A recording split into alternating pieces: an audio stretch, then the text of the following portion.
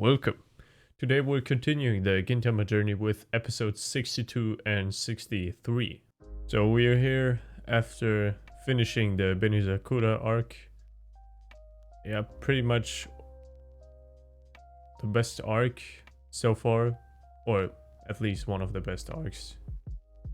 Yeah, I just wanted to say, because I read some comments of people worrying that or just warning me that I shouldn't take Gintama still not too well seriously. Don't expect too much from the episodes that are to come, or many of the episodes that are to come. Not to downplay anything like that, but I'm fully aware of that. And as I said, and as I hope you noticed, I really enjoyed even the very irrelevant episodes, the unimportant episodes, unimportant to the plot itself, the core plot and the core characters. I truly enjoy those. And yeah, that's not gonna change. What has changed is my view on Gintama. Up until the Benizakura arc, it was a show that I really thoroughly enjoyed in its characters and its themes, philosophies. But compared to some shows which were plot driven, which were moving much faster in terms of story, it still wasn't up there. But now with the Benizakura arc, I got a glimpse of what Gintama can really be when it's serious. And yeah, I'm pretty blown away. I expected as much. And yeah, this arc changed my view in the way that now it's not just a show that has a few mini arcs, moves from episode to episode, has isolated stories, isolated characters, but it now has a grander picture. And that is what I really needed for Gintama to be really, or to start moving to the top of my favorite anime. And there's so much more to come. I'm so excited. So looking forward to it. I'm gonna emphasize this again. I'm gonna enjoy the ride, go with the flow, enjoy those little episodes as well, so you can enjoy them with me. Yeah. So let's get into episode 62. What I really liked about this episode was the fact that we got to hear their opinions that some people, some characters who met Gin so far have of him, and who they think he is, as who do they see him. Unsurprisingly, pretty much all of them could agree on the fact that there's not that much to say about him, because he's very secretive about his true feelings most of the time, and of course his past.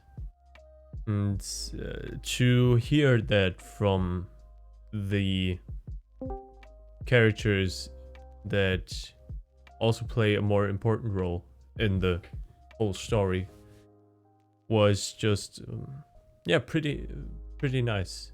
I really liked that.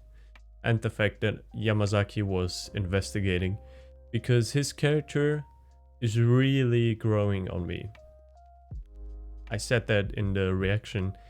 He really is a people person. He's very perceptive, observant. He can figure people out pretty quickly, and he was yeah, almost spot on with Gin, in my opinion, in characterizing him. Now I wonder what would have happened if he asked Kagura and Shin about Gin, who they think he really is, and yeah, what he's all about. What would their answers be? That would be so interesting to hear. What I also really enjoyed about this episode was the comedy. This was one of the funnier episodes, even though pretty much every episode is funny, but this one, yeah, really laughed in this one. Yeah. Okay, let's get into episode 63. So I was certain that his name was Hanzo, not Zanzo. At least as far as I remember him. But for the sake of this review, for this video, I'm just gonna go with Zanzo. So Zanzo, to me, is one of the more interesting characters regarding complexity in Gintama. Well, first of all, he has a very cool dynamic with Gintoki in the way that they both like the jump and yeah, just some very subtle similarities. And also they had two fights, and the first one was more of a comedic fight, and the second one was just that was just one very cool fight, pretty badass. And also he's a reflective person, so he inquires about the world around him, himself, and also especially his profession, as was evident in this episode. And certainly in the beginning, when he was bringing up the analogy of dogs being similar to samurai and cats to Oniwa Banshu or Shinobi.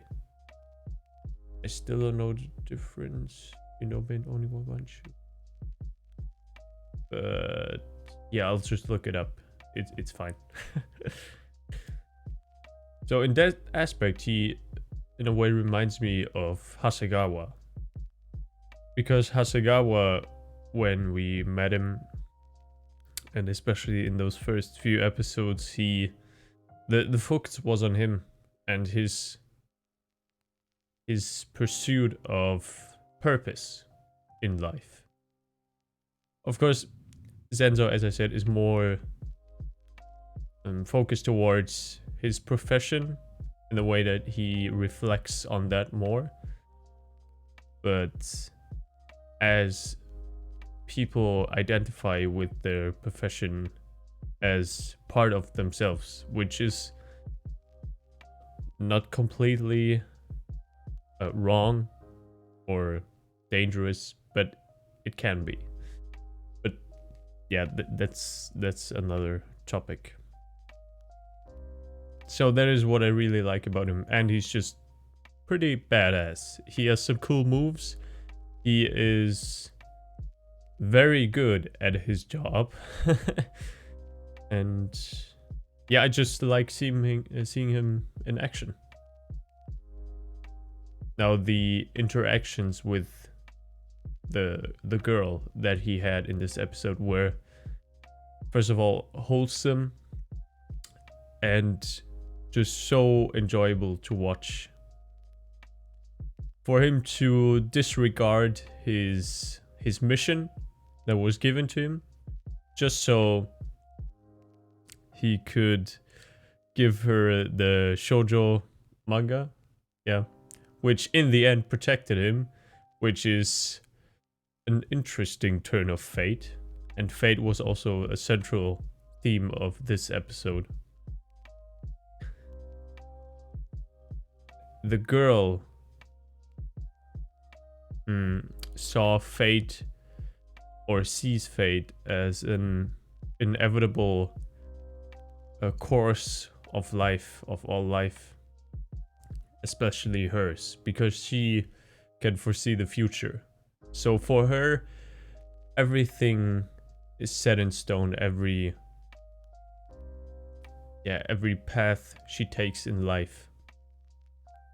The only one that could change her view on life was Gintoki. When he said those, they were wise words, and the wisdom of Gintoki sprang forth as it always does in those critical moments. He said that one is the writer of his own life, or the master of his own life. That is something I can definitely agree with. And yeah, one chooses his own ending, more or less. That did really open her eyes, at least for that moment. I think that also stays with her. Those words, that kind of realization that you are the one who makes the choices, decides, and it is of your own volition. You take fate in your own hand. And that is exactly what she needed to hear at that moment. I think too many people don't give credit to themselves for the things they have achieved, and also don't take responsibility for things that they did wrong or even right. Putting that responsibility off to a higher power, a higher being like God, which is a topic I don't want to get into here, or just they're conditioning the way that they grew up, and they just put it off to that. Yeah, that's how I am, that's who I am, and I can't change that. I can't change the fact that I'm this way or that way because I grew up in this way, or that happened to me, and I am a slave to it. Essentially, you are leaving no space for spontaneity, surprise, and joy in your life. That is basically what happened to the girl. Gintoki in that moment was her shining beacon of hope and light, because he gave her such a different and drastic view from her own. Well, Gintoki and Senzo, because Senzo was the one who supported her and was warm and kind towards her. So Gintoki said what she needed to hear, and Senzo did what she needed to feel, I guess. That definitely changed her outlook for the better and for the future. Yeah, I hope you enjoyed this reaction and this review. If you did, leave a like down below. Comment what you think. I'm always interested in your opinion, and subscribe if you want to see more. So enjoy your day, take care, and bye.